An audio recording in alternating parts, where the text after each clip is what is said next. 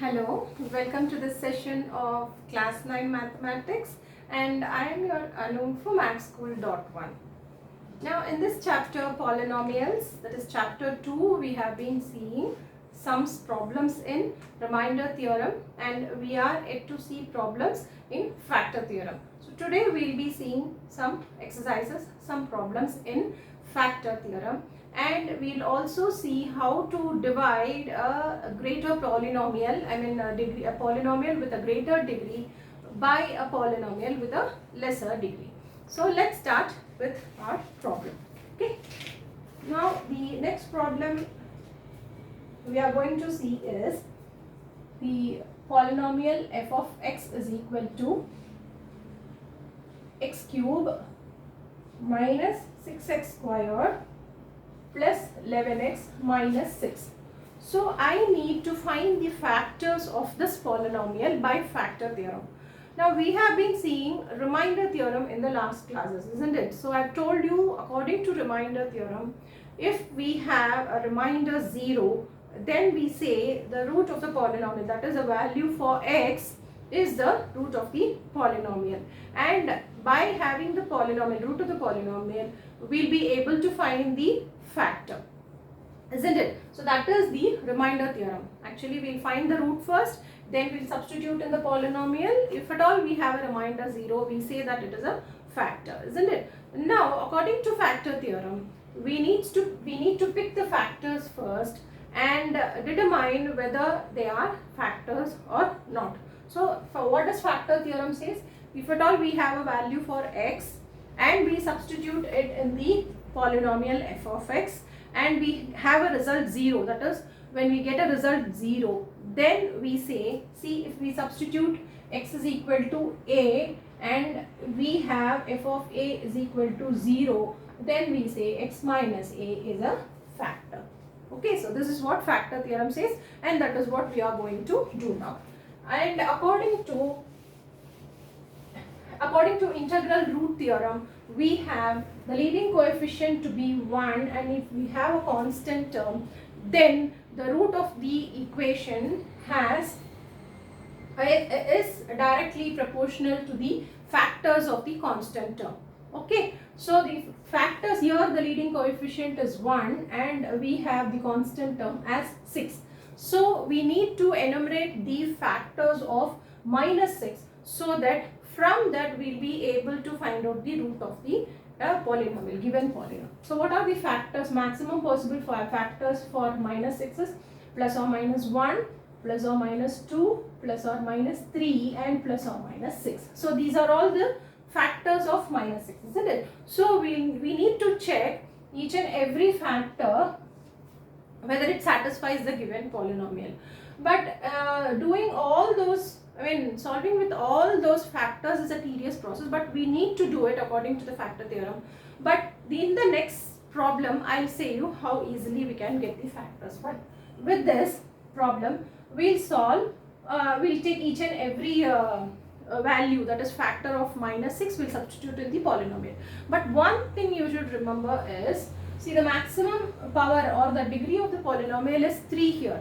As I have told you, according to the theorem, if the polynomial has nth degree, then there is a possible of n roots for the polynomial. We know that, isn't it? So when we get 3 roots out of these factors, when we say see that 3 of the factors will give you a result 0 when it is substituted in the x, we stop with that because it has only 3 roots. The given polynomial has only 3 roots because the degree is 3. Okay, in that way we'll cut short our process. Now we'll start with 1. F of 1 is equal to, see, x cube is 1 minus 6 into 1 plus 11 minus 6. So minus 12 plus 12, see, it gives you 0. So if f of 1 is equal to 0, hence x minus 1 is a factor, isn't it? See, f of 1 is equal to 0, then x minus 1 is a factor. Likewise, we substitute 2. See, 2 cube is 8 minus 6 into 4 is 24 plus 11 into 2 is 22 minus 6. So what is this 22 minus 6 is 22 minus 6 is 16 and this is minus 16. So you get 0 here. So here also you get 0. So x minus 2 is a factor, is also a factor. So you have got two factors. Now in the same way we substitute x is equal to 3. Now 3 cube is 27 minus 6 into 9 is 54. I do it directly. I am substituting directly. 3 squared is 9. 9 into 6 is 54. Plus 11 into 3 is 33 minus 6. So what do I get? See, 27 minus 54 is minus 27. 33 minus 6 is plus 27. So you get 0. So here too x minus 3 is a factor. Since I have got 3 factors here, so that's it. I can stop with this step. Okay, so I need not proceed with all the other factors. I've got 3 factors, so I'll stop with this because cubic polynomial can have at the most only 3 factors. Okay, so these are the factors. Now we need to find whether we have some integer or some whole number also as a factor, because I have listed you many factors, isn't it? Maybe some whole number can also be a factor. So for finding that, what we need to do is f of x. See, this f of x can be written, if I find the factors, then I can represent the polynomial by product of those factors, isn't it? So I write some value of k, some value k. So this is the constant. That is, we are checking whether we have some whole number as a factor too. Okay, so what is f of x? X cube minus 6x squared plus 11x minus 6 is equal to k times x minus 1, x minus 2 or into x minus 3. So I am just checking out whether you have some value for k or it is just the product of these 3 factors. Okay, so now I substitute 0 for x. Why I need to substitute 0 for x? Because when I substitute 1 here, I'm checking, I need to check by trial and error method. So I just tell you, when I check with 1 here, 1 minus 1 becomes 0 and all the terms become 0. There is no point in checking out. And if I put 2 also, 2 minus 2 is 0, isn't it? So it becomes 0. If I put 3, if I substitute 3 also, it becomes 0. So what do I do is, I substitute x is equal to 0. So just put x is equal to 0 for some value 0. What happens? See, these terms becomes 0 and you have minus 6 here, and k into 0 minus 1 is minus 1, here minus 2 and minus 3. So what do I get? Minus 6 is equal to k times minus 6, because minus into minus into minus is minus, 1 into 2 into 3 is 6. Now k is equal to minus 6 by minus 6, that is equal to 1. So you have k is equal to 1. So that's it. If k is equal to 1, then according to factor theorem, the polynomial, given polynomial, can be represented by the product of its factors, that is x minus 1, x minus 2 and x minus 3 are the factors of the given polynomial. So this is how, by factor theorem, we can find the factors of a given polynomial. So you understood the steps, actually you understood the steps what I have done here. First we need to see whether the leading coefficient is 1 and see the constant term, find the factors for the constant term, and you substitute the factors one by one in the value of x in the polynomial. See, if you get a 0, then that is a factor. Then list out the factors, and depending on the degree of the polynomial, you have that much number of factors, or stop when you get that much number of factors, and then you find the value for k by substituting x is equal to 0. So that is how you find the factors of a given polynomial. So this is factorizing by factor theorem. So I will tell you another method by which we can find the factor by another way. See, there is a polynomial f of x is equal to 2x power 4 plus x cube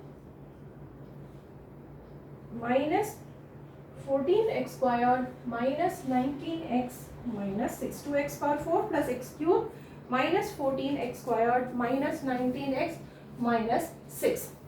So now you have, see here the leading coefficient is 2 here for me, isn't it?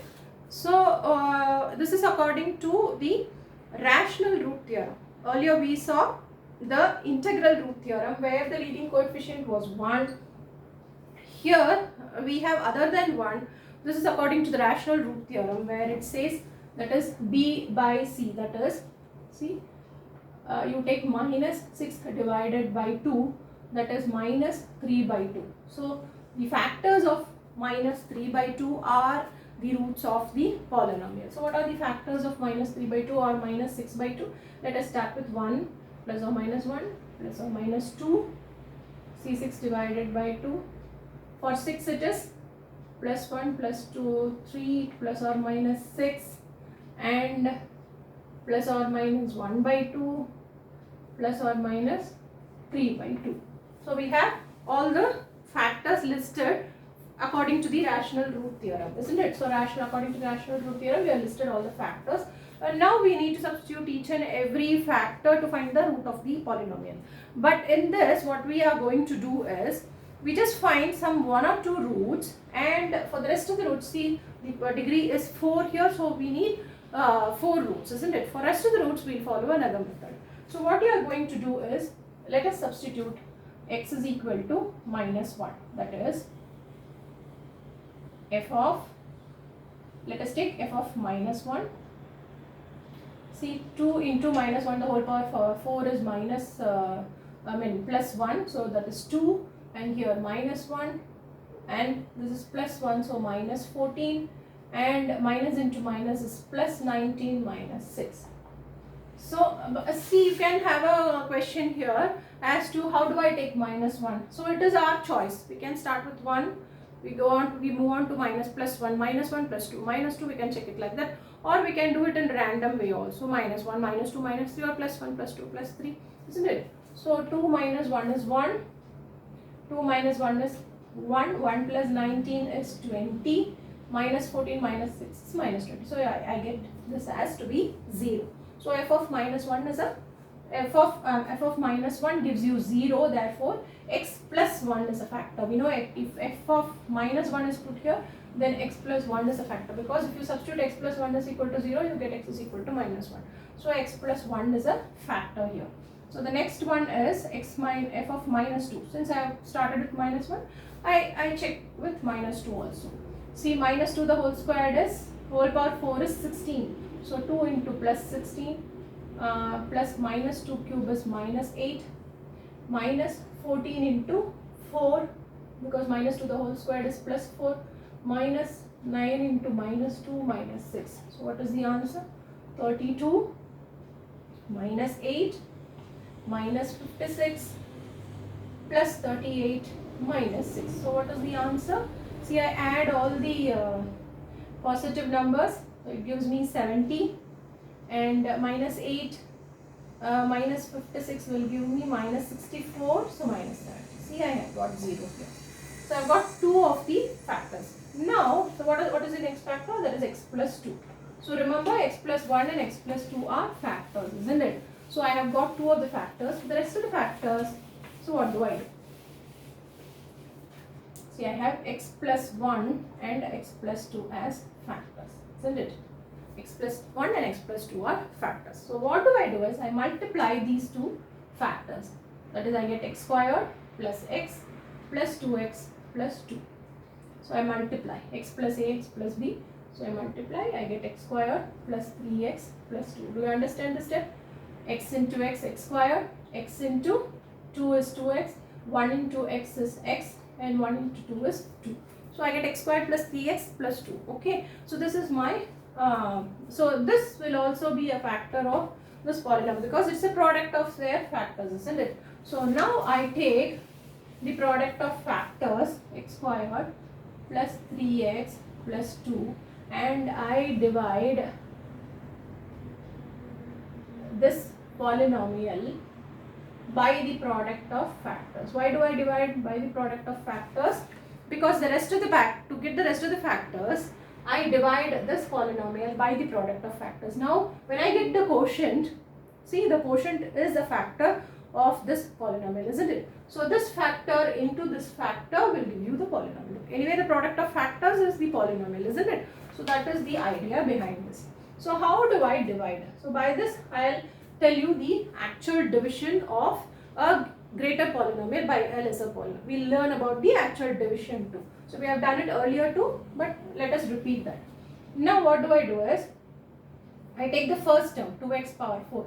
How do I divide the polynomial? Polynomial division says take the first term, that is 2x power 4, and take the highest term, that is with the highest degree in the divisor. I divide these two. So x squared divided by x power 4 will give you 2x squared, isn't it? X squared, x power 4 gets cancelled, it gives you 2x squared. So that 2x squared, put it in the quotient. Okay, now what do you get? 2x squared into x squared will give you 2x power 4. 2x squared into 3x will give you 6x cube.